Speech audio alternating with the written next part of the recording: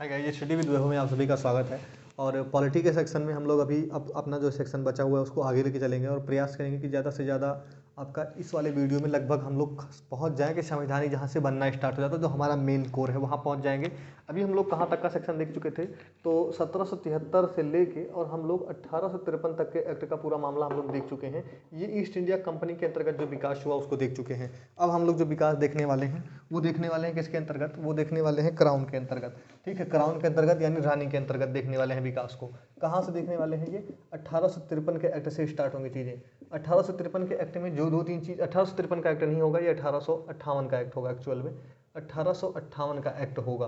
1858 का एक्ट क्यों इंपॉर्टेंट है, क्योंकि इससे जस्ट पहले 1857 में भारत की क्रांति हुई, सबसे बड़ी स्वतंत्रता संग्राम, प्रथम स्वतंत्रता संग्राम जिसे कहा जाता है, ये 1857 में हुआ। और इसके बाद कंपनी क्या हुई, पूरी तरीके से एकदम जर्जर अवस्था में आ गई। इसी से क्या हुआ, चीज़ें इतनी दूर तक गई कि संसद को इसमें सीधा एक्शन लेना पड़ा। और ब्रिटेन की संसद जो थी, इंग्लैंड की जो संसद थी, उसने क्या किया कि भारत के शासन को सीधा अपने अंतर्गत ले लिया, यानी भारत को अपना एक उपनिवेश बना दिया। डायरेक्ट कह दिया कि अब सीधा शासन जो करेगा वो कंपनी करेगी। कंपनी न करके सीधा कौन करेगा, कंपनी की जगह पे सीधा कर रही है कौन, अब यहाँ पे ब्रिटिश ताज शासन कर रहा है। यानी ब्रिटिश का, जैसे भारत की आज पार्लियामेंट है और भारत बांग्लादेश पे कब्जा कर ली, तो भारत पे बांग्लादेश पे कौन कब्जा कर दिया। तो ऐसा नहीं है कि वहाँ पे हम भेज दें कि टाटा कंपनी वाले जाओ आप लोग इसके शासन करो। टाटा कंपनी शासन नहीं करेगी। अगर भारत उस पर अधिकार कर लेता है तो भारत की संसद उस पर अधिकार होता है ना, तो भारत की संसद कार्य करेगी उसके लिए। या पाकिस्तान पे कब्जा करते हैं तो भारत की संसद कार्य करती है। तो सेम चीज़ अगर 1857 के बाद जब हुआ, तो सबसे पहले क्या किया गया 1858 में, कि सबसे मेजर चीज़ पूछा जाएगा कि जो भारत का शासन था, भारत का शासन जो है सीधे किसके अंतर्गत आ गया, भारत का शासन सीधे ताज के अंतर्गत आ गया। ब्रिटिश की ताज या ब्रिटिश पार्लियामेंट या ब्रिटिश की संसद के अंतर्गत आ गया। यहाँ से पहली चीज़ पूछा जाएगा। और दूसरी चीज़ देखिए, अगर ताज बनेगा तो इसकी चीज़ दो तीन चीज़ें खत्म हो गई। सबसे पहले तो ये कह दिया गया कि ईस्ट इंडिया कंपनी को कभी भी समाप्त किया जा सकता है, पहली चीज़ ये किया गया। तीसरी चीज़ क्या किया गया, जब ईस्ट इंडिया कंपनी समाप्त हो रही थी तो गवर्नर जनरल में जो आप लोग पढ़ रहे हैं क्या, बोर्ड ऑफ काउंसिल, बीओसी पढ़े, बोर्ड ऑफ काउंसिल पढ़े और बोर्ड ऑफ डायरेक्टर पढ़े थे। ये दो चीज़ हम पढ़े नहीं थे कि एक व्यापारिक कार्य दिख रही थी, एक राजनीतिक कार्य। तो इन दोनों को भंग कर दिया गया यहाँ से। ठीक है, और विधि सदस्य वगैरह जो नाटक था, पूरा विधि सदस्य जो 1853 में बना नहीं था, जिससे मैकाले थे, ये सब समाप्त कर दिया गया। ठीक है, इन सारी पदों को समाप्त कर दिया गया, गैर कानूनी घोषित कर दिया गया। ठीक है, उसके बाद में जो एक दो चीज़ें यहाँ से हुई बहुत इंपॉर्टेंट, तो उसको हमको पढ़ना है और किसी भी तरीके से इन चीज़ों को देखना है कि क्या ऐसा क्या हुआ था जो है हम लोग को जो पढ़ने लायक है। तो 1858 का एक्ट हम लोग देख रहे हैं।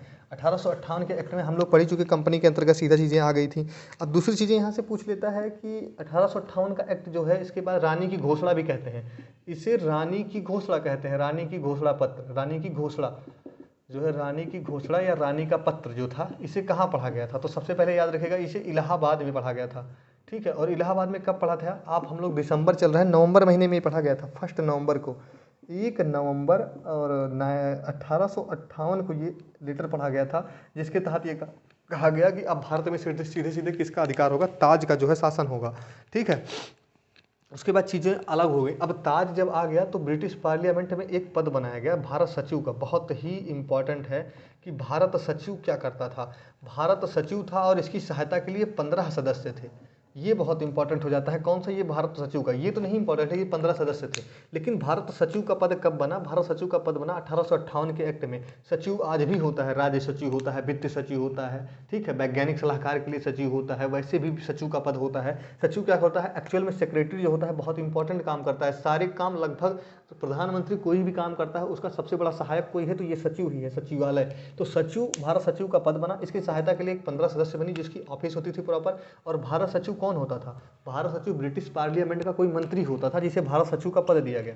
ठीक है, इसे भारत मंत्री भी आप कह सकते हैं। ठीक है, तो भारत सचिव का पद बनाया गया और इसी के निगरानी में क्या हुआ कि भारत का शासन शुरू किया गया। ठीक है, अब यहाँ से क्या हुआ, यहीं से जो है आपका, आप लोगों ने अभी तक पढ़ा था कि भारत का जो है गवर्नर जनरल, भारत का गवर्नर जनरल, अब यहाँ से भारत के गवर्नर जनरल को वायसराय कहा जाने लगेगा। ठीक है, वायसराय का पद यहीं से बनेगा। और कौन बनेगा पहला वायसराय, बनेंगे कैनिंग, याद रखिएगा कैनिंग बनेंगे। और कैनिंग अगर बन रहे हैं तो इट मीन्स कैनिंग भारत के लास्ट गवर्नर जनरल भी बनेंगे। भारत का अंतिम गवर्नर जनरल कौन बनेगा, लास्ट गवर्नर जनरल जो बनेंगे वो भी कैनिंग बनेंगे। 3 चीज़ें हो गई कि भारत का last governor general Canning, Bharat का प्रथम वायसराय कौन कैनिंग, और वायसराय का पद कब आया 1858 में, ठीक है। और यहाँ से भारत का सचिव का पद आया, ठीक है। भारत सचिव का पद भी बहुत इंपॉर्टेंट हो जाता है, कब आया यहीं से। और 15 सदस्यीय भारत सचिव का एक पूरा काउंसिल बनाएगा। और बाकी चीज़ें तो आपको बोल ही चुके कि सब कुछ खत्म कर दिया गया, जितना भी ताज के अंतर्गत सीधा शासन आ गया, और रानी के अंतर्गत जितनी भी चीज़ें होती थी हो ही गया है। आपको यहाँ तक का सेक्शन हो गया। अब इसको हम लोग इरेज करते हैं और इरेज करके चीज़ों को आगे देखेंगे। इसी में अभी 1-2 चीज़ें और बच जाएंगी जो बहुत इंपॉर्टेंट होगा, आपको लिखा दिया जाएगा ऐसा क्या है जो यहाँ बच रहा है, ठीक है।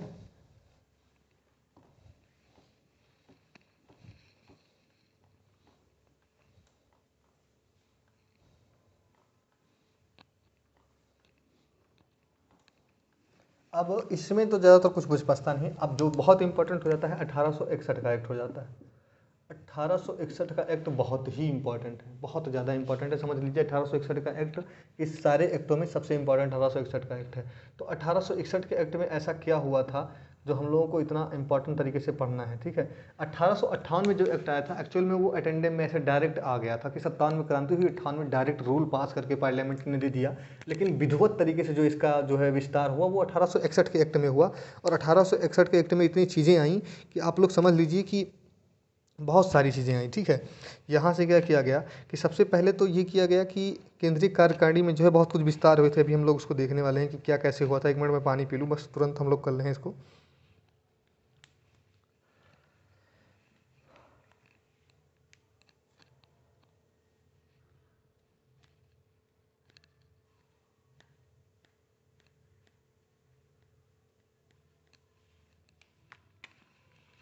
सबसे पहला काम तो आप लोगों ने पढ़ा कि यहाँ से कैनिंग थे। हम लोगों ने अभी पढ़ा कि कैनिंग थे। कैनिंग कौन थे? भारत की ये वायसराय थे प्रथम, और भारत के वायसराय थे। और दूसरा पद आप लोगों ने इससे पहले पढ़ चुके हैं कि सचिव का पद बन चुका है, ठीक है। और सचिव का पद बन चुका है, वायसराय पे कैनिंग का पद एक बन ही चुका है। उसके बाद में सबसे पहले क्या किया गया, यहीं से विभागीय प्रणाली स्टार्ट हुई। विभागीय प्रणाली पूछेगा आपसे, विभागीय की प्रणाली की शुरुआत भारत में कब हुई? तो विभागीय प्रणाली की शुरुआत भारत में 1861 से मानी जाती है, ठीक है। और 1861 में विभागीय प्रणाली की शुरुआत बहुत इंपॉर्टेंट है हुई थी। ये विभागीय प्रणाली का मतलब ये है कि एक विभाग हो गया, पीडब्ल्यूडी विभाग बना दिया, एक विभाग और कोई बना दिया, शिक्षा का विभाग बना दिया। मतलब ऐसे मोटा मोटा दिमाग में रखिए कि ऐसे ऐसे विभाग को बांटा, विकास करने के लिए विभागों को डिवीजन किया इन्होंने। सबसे पहले ये किया, ठीक है, सचिव का पद बनाया। उसके बाद में क्या किया, विभागीय प्रणाली को जो है अपॉइंट किया इन्होंने। और बहुत ज़्यादा मोटा मोटा कुछ बहुत ज़्यादा इसमें हुआ नहीं था। मंत्रिमंडलीय व्यवस्था यही होती है, विभागीय प्रणाली शुरू की गई, मंत्रिमंडलीय व्यवस्था शुरू की गई। ये सब चीज़ें यहाँ से आपको देखने को मिलेंगी, ठीक है। और बहुत इंपॉर्टेंट और एक दो चीज़ें हैं कि 1861 में, 1862 में और 1863 में, इन समयों में क्या किया गया, भारत में उच्च न्यायालयों की स्थापना शुरू हुई। उच्च न्यायालय, उच्च न्यायालय, उच्च न्यायालय की स्थापना शुरू हुई। उच्च न्यायालय की स्थापना सबसे पहले कहाँ की गई? कलकत्ता में। उच्च न्यायालय जो होता था हाई कोर्ट, वो कहाँ शुरू किया गया? सबसे पहले कलकत्ता में। सबसे पहला हाई कोर्ट कहाँ शुरू खोला गया था? कलकत्ता में। आपको याद होना चाहिए 1861 में पहले हाई कोर्ट की स्थापना हुई भारत में। कहाँ पे हुई थी? 1861 में जो हुई थी कलकत्ता में, ठीक है। अब यहाँ तक की चीज़ें हम लोग पढ़ चुके हैं कि इसमें एक आया था विभागीय प्रणाली कहाँ से स्टार्ट हुई थी और उच्च न्यायालय की स्थापना हुई थी 1861 में। अब इसको पढ़ने के बाद अब जो बहुत इंपॉर्टेंट होता है वो 1892 का एक्ट होता है, उसको पढ़ते हैं। 1892 के एक्ट में जो सबसे इम्पॉर्टेंट है वो क्या है कि 1892 के एक्ट नंबर 1 जो यहाँ से जो है सीमित तौर पर चुनाव की प्रणाली, चुनाव प्रक्रिया या निर्वाचन की प्रक्रिया यहाँ से शुरुआत हुई। निर्वाचन प्रणाली का प्रारंभिक इतिहास भारत में जो स्टार्ट हुआ तो 1892 के एक्ट में हुआ, सबसे पहली चीज़। और दूसरी चीज़, बजट पर यहाँ से भारतीय लोग बहस कर सकते थे। बजट 1861 में भारत में पेश करना शुरू हुआ था बजट, ठीक है। तो बजट पर भारतीय बहस कर सकते थे, बजट पर आप बहस कर सकते थे। लेकिन कब बहस तो आप लोग कर सकते थे, बट आपको अभी 2-3 चीज़ें यहाँ से हैं कि आप प्रश्न भी पूछ सकते थे। प्रश्न पूछ सकते थे, बजट पर कोई प्रश्न है आपका कि हाँ इतना रुपये आप क्यों दे रहे हैं इस विभाग को, तो ये प्रश्न पूछ सकते थे। लेकिन क्या होता था कि 6 दिन पहले आप पार्लियामेंट में बता दीजिए कि हम लोग पूछने वाले हैं ये पद, ठीक है। और प्रश्न पूछेंगे, उसका जवाब मिलेगा, लेकिन पूरक प्रश्न नहीं पूछ सकते। अगर मैंने बोल दिया कि यहाँ पे हम लोग रोड बनाने वाले हैं इसलिए दे रहे हैं, तो आप ये नहीं पूछ सकते अच्छा इतना रुपया लग जाएगा रोड बनाने में, ये नहीं पूछ सकते। मतलब पूरक प्रश्न नहीं पूछ सकते थे। प्रश्न पूछने का अधिकार था बजट पे। और बहुत इंपॉर्टेंट है कि यहाँ से सीमित अर्थों में निर्वाचन प्रणाली की स्टार्ट भारत में जो हुआ था वो 1892 के ही एक्ट से हुआ था। इतनी चीज़ें आप लोगों को पढ़ लेना यहाँ से बहुत ज़रूरी था, ठीक है।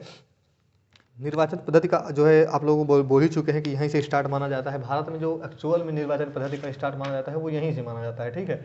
अब यहाँ के बाद आपको जो इम्पोर्टेंट हो जाएगा वो हम लोग पढ़ने वाले हैं।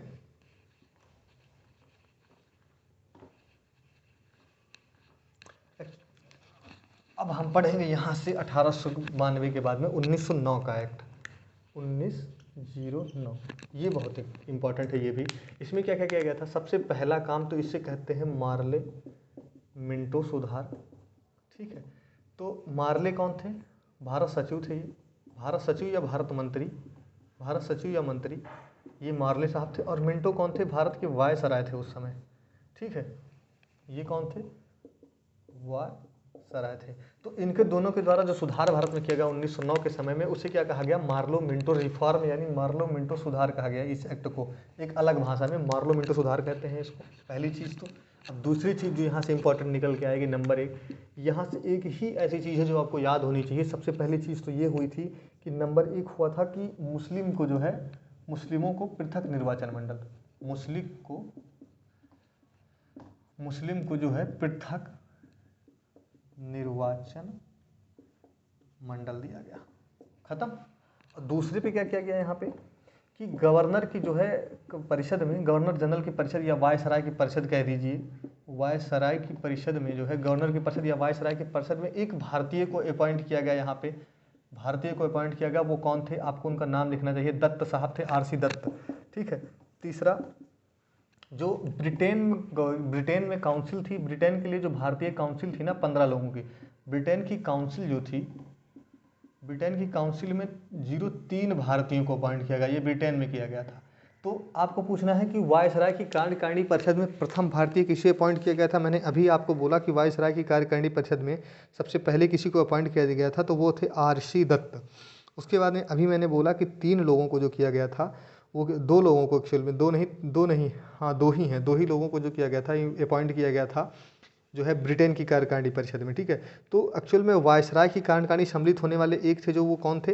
वो थे आपके SP सिन्हा। कौन थे? SP सिन्हा थे, ठीक है। और अगर आप लोग लिखना चाहें, जो ये 2 लोग वहाँ गवर्नर की ब्रिटेन में जो काउंसिल थी उसमें शामिल हुए थे, नंबर 1 थे सैयद हुसैन बिलग्रामी, इनका नाम था, ठीक है, सैयद हुसैन बिलग्रामी, सैयद हुसैन बिलग्रामी। और दूसरे जो थे, दूसरे व्यक्ति जो थे उनका नाम था, बहुत ही नॉर्मल है, KC गुप्ता। तो ये क्या था? ब्रिटेन में जो क्या कहते हैं, वो कार्यकारिणी समिति होती थी, वायसराय की कार्यकारिणी परिषद जो थी ब्रिटेन में, उसके सदस्य कौन थे? सैयद हुसैन बिलग्रामी और कौन थे? KC गुप्ता। और भारत में गवर्नर जनरल की जो काउंसिल होती थी, या भारत में जो काउंसिल होती थी, उसके एक पहले सदस्य जो बने वो कौन बने? SP सिन्हा बने। तो ये 2 चीज़ें आपको इंपॉर्टेंट होनी चाहिए कि मुस्लिम लीग को पृथक निर्वाचन मंडल दे दिया गया। पृथक निर्वाचन मंडल का मतलब होता था कि मुस्लिम जहाँ बाहुल्य क्षेत्र है वहाँ केवल मुस्लिम लड़ेंगे, और उनको वोट भी कौन देगा? केवल मुस्लिम लोग देंगे। ऐसा किया गया था। एक्चुअल में 1906 में क्या हुआ था? लीग की स्थापना हो गई थी, आप लोग जानते हो। तो यहाँ से चीज़ें बहुत ही निकल के आएंगी जो कि आपको पढ़ना होगा, लेकिन वो हिस्ट्री का सेक्शन है, यहाँ का सेक्शन नहीं है। यहाँ हम लोगों को इतना पढ़ लेना था। और दूसरी चीज़ क्या था कि यहाँ से जो है हम लोगों ने अभी पढ़ा कि 1892 के एक्ट में पूरक जो है प्रश्न पूछने का अधिकार नहीं था बजट पे। पूरक प्रश्न का अधिकार यहाँ दे दिया गया कि बजट पे आप लोग पूरक प्रश्न पूछ सकते थे, हाँ क्यों पैसा जा रहा है, पूरक प्रश्न का अधिकार दिया गया। अभी कौन सा अधिकार नहीं दिया गया था? तीसरी चीज़ यहाँ लिख लीजिएगा कि बजट पर अगर भारतीय लोग चाहें तो पूरक प्रश्न पूछ सकते थे, जो काउंसिल के लोग थे। लेकिन अभी बजट पे मत देने का, इनको मतदान करने का अधिकार नहीं था कि बजट को फेल करने अपना मत देके कि असमर्थन में है, तो अगर असमर्थन के लोग ज़्यादा हो जाएंगे तो मतदान हो क्या होगा? फेल नहीं हो जाएगा। अभी भी ऐसा होता है कि अगर बजट पेश हो रहा है, बजट क्या कहता है काउंसिल में पास नहीं हो पाया लोकसभा में, तो अगर जो गवर्नमेंट है वो तुरंत गिर जाएगी। अगर बजट ही नहीं पास करा पा रहे हैं, इट मीन सरकार फेल हो गई, इट मीन्स आप अल्प मत में आ गए। लेकिन इनको मतदान का अधिकार नहीं था। ये लोग हम पढ़ेंगे 1919 में कैसे इनको मतदान का अधिकार होगा। यहाँ तक के लिए जो इंपॉर्टेंट चीज़ें थी आपके सामने लिख दी गई हैं। अभी हम लोग आराम से करेंगे 1919 का एक्ट। इसमें क्या क्या था? इसमें 2-3 चीज़ें बहुत इंपॉर्टेंट है। सबसे पहले बहुत तेज़ी से करेंगे, पृथक निर्वाचन मंडल जो था इसे क्या किया गया और विस्तार किया गया। और किसको किसको दिया गया? सबसे पहले लिख लीजिएगा इसको जो किया गया, सबसे पहली चीज़ इसका विस्तार किया गया सिख के लिए, ठीक है। दूसरा, इसी सेम चीज़ को दिया गया किसी, कोई भी यूरोपी हो, कोई भी यूरोपी इंडिया में बैठा हो उसको दिया गया। और यूरोपी के बाद में कोई भी क्रिश्चियन हो, ईसाई हो, कोई भी ईसाई हो उसको दिया गया। और तीसरी चीज़ जो इसका जो है और दिया गया, अगर आप लोग ईसाई हैं, यूरोपीय हैं, सिख हैं, इतने में से कोई भी पद अगर आप लोग धारण करते हैं तो आपको दिया जाएगा। और दूसरी चीज़, अगर आंग्ल भारतीय हैं, आंग्ल भारतीय का मतलब आप समझ रहे हैं कि आप लोग इंग्लैंड से आके भारत में बस गए हैं। तो देखो, यूरोपीय होना का मतलब यूरोप में जितने देश हैं उनमें से किसी भी देश के आप नागरिक हैं तो आपको क्या होगा, यहाँ पे पृथक निर्वाचन मंडल मिलेगा। और दूसरी चीज़ क्या होगा कि अगर आप लोग ईसाई धर्म का डिपेंड करते हैं, चाहे आप भारतीय ही हैं, अगर आप ईसाई धर्म के हैं तो आपको मिलेगा। और सिख, अगर आप सिख धर्म से अपॉइंट करते हैं तो आपको पृथक निर्वाचन मिलेगा। और सबसे खास है, अगर आप लोग ब्रिटेन से डिवाइड करते हैं तब भी आपको मिलेगा। इसमें बहुत सारी चीज़ें आप लोग कहेंगे जो ब्रिटेन का होगा ये तो यूरोप का भी होगा, तो हाँ है, जाहिर सी बात है, लेकिन जब जो एक्ट में लिखा गया है वही होगा। अब यहाँ से क्या किया गया कि बहुत इम्पॉर्टेंट है, बहुत ही इम्पॉर्टेंट है, यहीं से जो केंद्र है ना, केंद्र ने विषयों को दो पार्ट में बांटा, केंद्र के विषय और राज्य के विषय की, यहीं से जो है वो किया गया, यहीं से छांटा गया कि कौन सा विषय केंद्र का है और कौन सा विषय राज्य का है। 1919 के एक्ट में ऐसा किया गया, केंद्र और राज्य के विषयों की पहचान की गई और राज्य के विषयों को दो पार्ट में डिवाइड किया गया। पहला पार्ट क्या किया गया कि इसको कहा गया कि हस्तांतरित विषय, ठीक है, पहला पार्ट हो गया हस्तांतरित विषय और दूसरा हो गया संरक्षित विषय, ठीक है, संरक्षित विषय। एक्चुअल में क्या होगा, इसी को कहते हैं कि राज्य में द्वैध शासन कब स्टार्ट हुआ। पूछेगा आपसे कि प्रांतों में द्वैध शासन कब स्टार्ट हुआ, तो प्रांतों में द्वैध शासन नहीं स्टार्ट हुआ था। एक्चुअली पहले तो दोनों विषयों को पहचाना गया कि ये प्रांत की सूची का विषय है और ये राज्य की सूची का विषय, मतलब केंद्र की सूची का विषय है।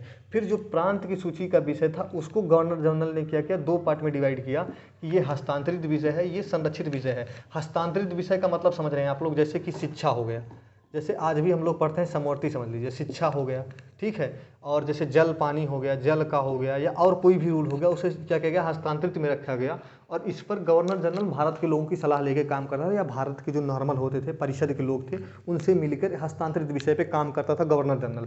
और जो संरक्षित विषय थे, जैसे किसी से समझौता करना है तो क्या आप चाहते हैं कि संविधान कैसा हो, भारत का रोल कैसे बने, बजट कितना आए, इन चीज़ों पर जब बात करनी होती थी, संरक्षित विषय थे, उस पर गवर्नर जनरल अपने जो है मंत्रियों के साथ गणना करता था, जो इसकी काउंसिल के सदस्य मेन थे, जो रिजर्व थे, जो ब्रिटेन से मिले थे इसको, उनके साथ काम करता था। तो आपसे पूछेगा कि प्रांतों में द्वैध शासन कब लगा, तो आप लोग बोलेगा 1919 के एक्ट में। यहाँ से ये चीज़ें खत्म हो जाएंगी, आपको इसके बाद नहीं पढ़ना इस एक्ट में। अब इतना अगर आपको समझ में आ गया तो हम लोग अब पढ़ेंगे 1935 का एक्ट, और जो बहुत ही इंपॉर्टेंट हो जाएगा। 1935 के एक्ट तक जाने में बहुत सारी चीज़ें हैं, आपको मदद करेंगी। अब यहीं से हम लोगों ने पढ़ा था कि एक केंद्र के विषय को बांटा गया था और एक राज्य के विषय को देखा गया था, यानी प्रांतों के सब्जेक्ट को देखा गया था। और प्रांतों के सब्जेक्ट को दो पार्ट में डिवाइड किया गया था, एक तो संरक्षित, एक तो आरक्षित, एक तो संरक्षित था, एक हस्तांतरित था। अब इसको खत्म कर दिया जाएगा, नहीं प्रांत फ्री है, यहाँ से बोल दिया जाएगा कि प्रांत फ्री है और इसके विषय को छोड़ दिया जाएगा, ठीक है। अब केंद्र के विषय को दो पार्ट में डिवाइड किया जाएगा, किसमें, एक तो हस्तांतरित में, ठीक है, एक सेकंड लिख देते हैं, एक तो हस्तांतरित में, ठीक है, और दूसरा क्या होगा, संरक्षित में। संरक्षित में दो पार्ट में केंद्र के विषय को यहाँ से डिवाइड किया जाएगा। और अब आपसे पूछा जाएगा कि केंद्र में द्वैध शासन कब लगा, तो आप बोलना है कि केंद्र में द्वैध शासन तब लगा जब 1935 में केंद्र के विषय को दो पार्ट में, हस्तांतरित और संरक्षित में बांटा गया। सेम यहाँ भी होगा, हस्तांतरित पर तो भारत के लोगों की सलाह लेकर काम किया जाएगा, लेकिन संरक्षित चीज़ों पर भारत की सलाह के बिना काम होगा। जो काउंसिल के उनके गवर्नर की जो पर्सनल काउंसिल थी उसके हिसाब से जो है संरक्षित चीज़ पर जो है काम होगा, संरक्षित विषय पर। 1935 के एक्ट में ऐसा किया गया। और 1935 का एक्ट बहुत ही बड़ा था, समझ लीजिए। 1935 के एक्ट में 1, 2, 3 जो है 31 धाराएं थी, 321 धाराएं थी। ये धाराएं कब तक चलती रही, ये धाराएं चलती रही थी। एक्चुअल में क्या हुआ था, भारत का जब संविधान बनाया गया तो कहा गया कि जब तक भारत का संविधान लागू नहीं हो जाता, इट मीन्स 1946 से 1950 तक जब तक भारत का संविधान लागू नहीं हुआ, इसी एक्ट के अनुसार, जो 1935 में एक्ट बना था, इसी एक्ट के अनुसार भारत में शासन चल रहा था, ठीक है, जो कि बहुत ही इंपॉर्टेंट है आपके लिए। समझ लीजिए 1935 से ज़्यादा इंपॉर्टेंट एक्ट शायद ही कोई एक्ट होगा जो 1935 के एक्ट से ज़्यादा इंपॉर्टेंट होगा, ठीक है। 1935 के एक्ट में और जो दो चार चीज़ें होंगी वो क्या क्या होंगी आपको समझ लेना चाहिए। यहीं से पूछेगा आपसे कि बर्मा को भारत से विलय कब किया गया। बर्मा यानी म्यांमार का विलय जो हुआ इसी एक्ट के द्वारा हुआ, ठीक है। और दो तीन चीज़ें और हुई, सिंध का निर्माण हुआ, सिंध प्रदेश का जो है इधर से निर्माण किया गया, गुजरात के क्षेत्रों से और काट के सिंध प्रदेश का निर्माण हुआ। ठीक है, और 3-4 चीज़ें यहाँ से इंपॉर्टेंट निकल के आएंगी, बहुत सारी चीज़ें यहाँ से निकल के आएंगी जो आपको यहीं से इलेक्शन बोला गया कि अब इलेक्शन होगा, अगली जो प्रांतीय विषय सब्जेक्टिव विषय पे जो है इलेक्शन होगा, यहाँ से बोला गया। सबसे पहले याद रखिएगा केंद्र में जो है एक सब्जेक्ट लगाया गया, बर्मा को भारत से अलग कर दिया गया। ठीक है, उसके बाद में जो 1-2 चीज़ें हुई, केंद्र में 2 शासन हम लोग पढ़ ही लिए। तीनों सूचियों को जो है आप लोग पढ़ लीजिए कि यहाँ से 3 सूचियाँ निकल के आई। सबसे पहले केंद्र सूची, नंबर 2 राज्य सूची और नंबर 3 समवर्ती सूची। यहाँ भी समवर्ती सूची का सब्जेक्ट आ चुका था, विषय भी थे इसमें, लेकिन आपसे उतना अंदर नहीं पूछेगा कि कितने विषय थे। ठीक है, उसके बाद में यहीं से भारत में सुप्रीम कोर्ट की स्थापना करने की बात की गई, जो कि 1937 में भारत में पहली सुप्रीम कोर्ट बनी, जो कि कहाँ बनी, दिल्ली में। आप लोग पढ़ते हैं सुप्रीम कोर्ट की स्थापना हो गई। ठीक है, कहाँ स्थापना हुई थी आपको पता होना चाहिए। ये एक्चुअल में क्या हुआ था कि जो सुप्रीम कोर्ट स्थापित हुई थी दिल्ली में, उसमें कितने लोग होते थे, पूछ लेता है पेपर में कितने लोग होते थे, तो 6 लोग टोटल जो स्थान होते, 6 अन्य ये होते थे। एक तो चीफ जस्टिस और प्लस 6 लोग, और इन 6 लोगों में 2 भारतीय होते थे। ठीक है, 2 भारतीय भी होते थे, लेकिन आपको केवल पता होना चाहिए कि सुप्रीम कोर्ट की स्थापना कब हुई। ठीक है, एक फेडरल बैंक की स्थापना हुई, जो कि आपका रिजर्व बैंक है। कब हुआ, देखिए 1935 के एक्ट से ही किसकी स्थापना हुई थी, रिजर्व बैंक की स्थापना भी इसी बैंक से हुई थी। ठीक है, और इतना अगर आप लोग पढ़ लेते हैं तो आपका लगभग काम हो जाएगा। और उसके बाद में इलेक्शन होगा, इसी एक्ट के अनुसार से 1937 का इलेक्शन हम लोगों को पढ़ना है कि 1937 का इलेक्शन क्या होगा। लेकिन यही चीज़ें रुक जाएंगी, और अभी दूसरे वाले वीडियो में, इसके लिए अब यहाँ वीडियो रोकेंगे, और इसके बाद जो चीज़ें स्टार्ट होंगी, यहाँ से संवैधानिक विकास का क्रम लगातार चलेगा, और हम लोग देखेंगे कि कैसे संवैधानिक विकास भारत का हो रहा है। अब बाकी देखते रहिए आगे के वीडियो के लिए, और बाकी आप लोगों का हमेशा स्वागत रहा है और रहेगा। स्टडी विद वैभव में आप सभी का बहुत बहुत स्वागत रहा है हमेशा। प्लीज़ लाइक करिए, और हो सके तो शेयर करिए, और जो हो सकेगा आप करिए, जरूर हो सकेगा तो प्लीज़ थोड़ा सा हेल्प करिए। बाकी देखते रहिए स्टडी विद वैभव। धन्यवाद।